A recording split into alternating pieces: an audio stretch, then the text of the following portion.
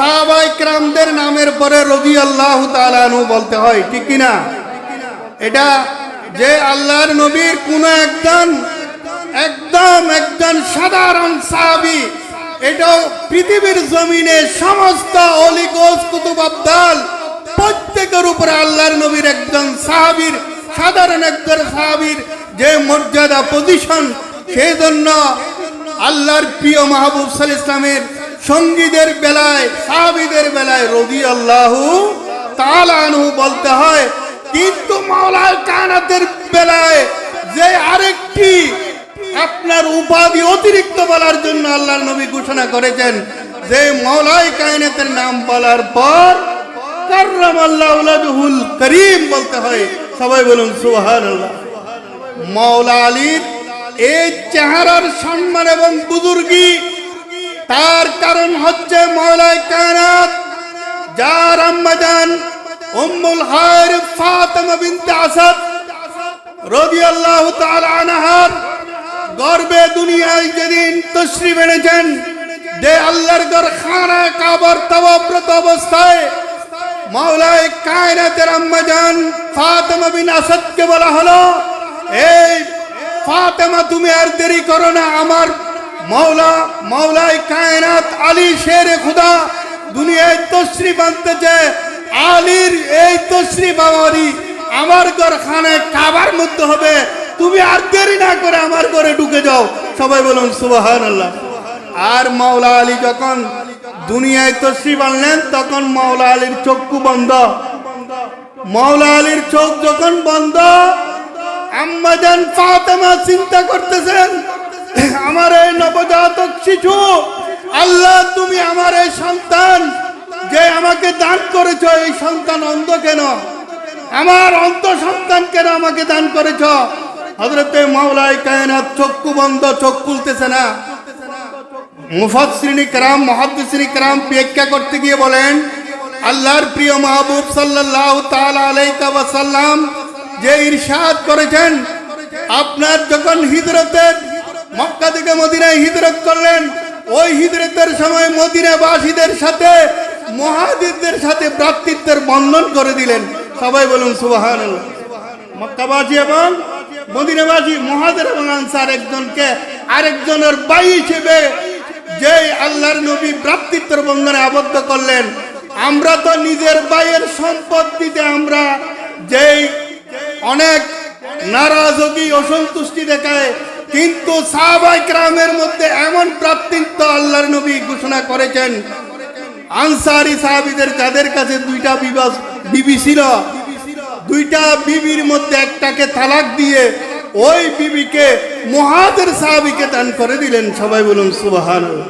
পৃথিবীর ইতিহাসে এমন কোনো নজির নাই নিজের বিবিকে তালাক দিয়ে আরেকজন ভাইকে দান করার ইতিহাস একমাত্র যে স্থাপন করেছেন, নজির স্থাপন করেছেন ঐতিহাসিকগণ বলতেছেন একমাত্র আনসারী সাহাবীদের এই কুরবানি ইতিহাসের স্বর্ণাক্ষরে লিপিবদ্ধ থাকবে। সবাই বলুন সুবহানাল্লাহ।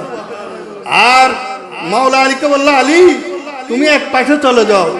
তখন হযরত আলী চিন্তা করতেছে, সমস্ত মক্কার মুহাজির সাহাবীদের সাথে আনসারী সাহাবীদের একজনের সাথে আরেকজনের ভাইয়ের বন্ধুত্ব করে দিলেন, আমি আলীকে তো কোনো আনসারী সাহাবীর সাথে আমার ভ্রাতৃত্ব করে দেন, এই ঘটনা কি? হযরতে মাওলায়ে কায়নাত চিন্তা করতেছেন। যখন সমস্ত সাহাবীদের কার্যক্রম সমাপ্ত হলো, হযরতে মাওলায়ে কায়নাতকে বলল, আইনা আলী, আলী তুমি কোথায়? হযরতে আলী যখন সামনে এলেন, আলী তুমি হলো আমার ভাই। সবাই বলুন সুবহানাল্লাহ। আলী তুমি আমার ভাই, আখিকা ফিদ দুনিয়া ওয়াল আখিরা, দুনিয়ায় তুমি আমার ভাই, আখিরাতে তুমি আলী, আমি রাসূলের ভাই। সবাই বলুন সুবহানাল্লাহ। আর সে আলী রাদিয়াল্লাহু তাআলা আনহুর জন্মলগ্নে যখন অন্ধ হলেন, চিন্তা করে গেল, সবাই চিন্তিত হলো। আল্লাহর প্রিয় মাহবুবের দরবারে সংবাদ পৌঁছালো যে আপনার চাচাতো ভাই যেই হযরতে আবি তালেবের ঘরে যেই নূরানী সন্তান ভূমিষ্ঠ হয়েছে, কিন্তু সে তো চক্ষু খুলতেছে না। কোন সন্তান জন্ম লাভের পর যদি চোখ না খুলে, মা বাবা কি চিন্তিত হবে কিনা? নিশ্চয় মা বাবা চিন্তিত হবে। তখন আল্লাহর প্রিয় মাহবুব সাল্লাল্লাহু আলাইহি ওয়াসাল্লাম আল্লাহর ঘর খানায় কাবায় প্রবেশ করলেন।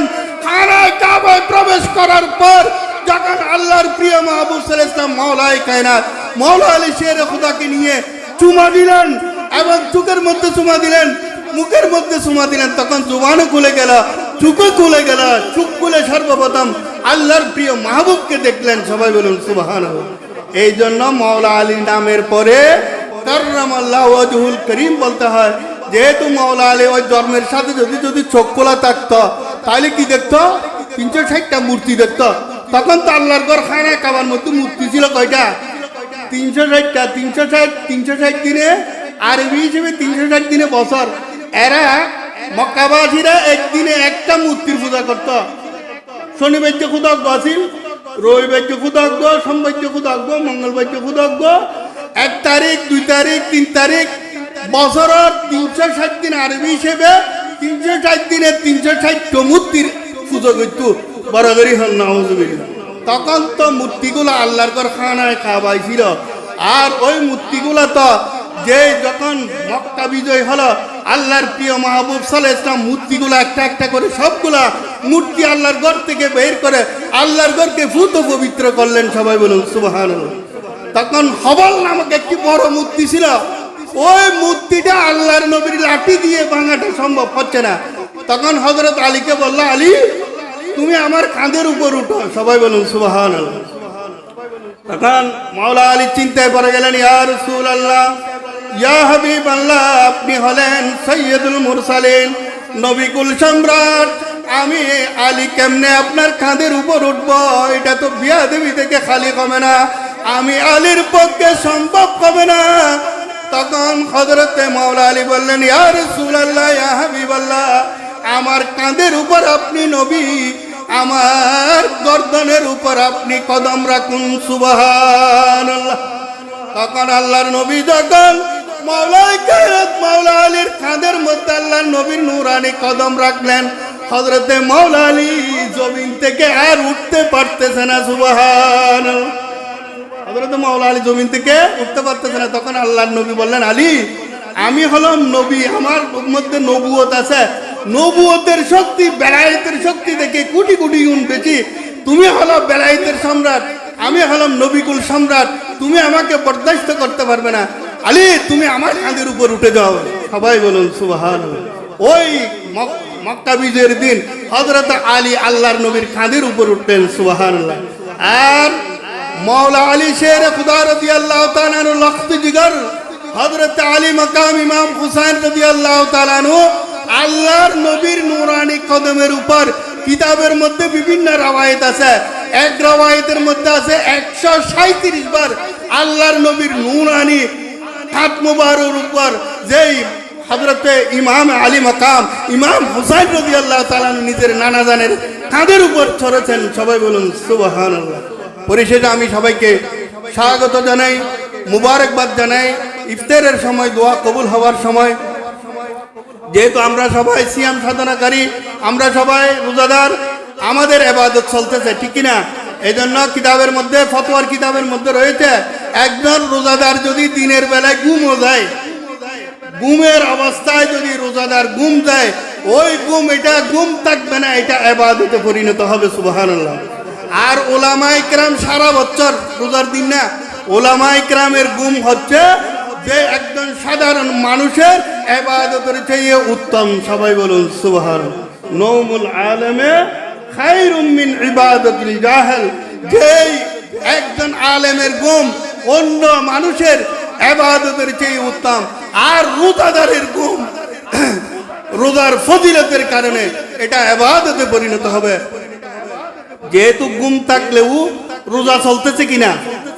রোজা চলতেছে। আমি আপনার সাথে কথা বলতেছি, আপনি আমার সাথে কথা বলতেছেন, রোজা চলতেছে, সিয়াম সাধনা চলতেছে, আপনি হাঁটাহাঁটি করতেছেন, বাজারে যাচ্ছেন, কেনাকাটা করতেছেন, সব কিছু আল্লাহর ইবাদতে পরিণত হবে। সবাই বলুন সুবহানাল্লাহ। যে পবিত্র মাহে রমজানের এই বাকি যে 10 দিন আমরা যেন সহি সালামতের সহিত আসন্ন লাইলাতুল কদর সহ যে আমরা যেন সঠিকভাবে এই বাকি রমজানের রোজাগুলো ঠিকমতো আমরা আদায় করতে পারি, এবং এই মাহে রমজানের রোজা যেন আমাদের জীবনে বারবার নসিব হয়, আল্লাহর দরবারে সেই তৌফিক কামনা করে, যেহেতু আল্লাহর বলির দরবারে এসেছি, আল্লাহর বলির আলোচনা মানি এটা গুনার কাফারা। সবাই বলুন সুবহানাল্লাহ। যিকরুল আম্বিয়া ইবাদাতুন, নবীদের আলোচনা ইবাদত, ওয়া যিকরুস সালিহিনা কাফারা, ওলি আল্লাহর আহলে বাইতের আলোচনা এবং পাক পঞ্চতনের আলোচনা, আমিরুল আউলিয়া ওলিয়া কেরামদের আলোচনা, এটা হচ্ছে গুনার কাফারা। আল্লাহ আমাদেরকে এই আলোচনাগুলা গুনার কাফারা হিসেবে কবুল করুক, আমিন। ওয়া মা আলাইনা ইল্লাল বালাগ ওয়া আখিরু দাওয়ানা আলহামদুলিল্লাহি রাব্বিল আলামিন।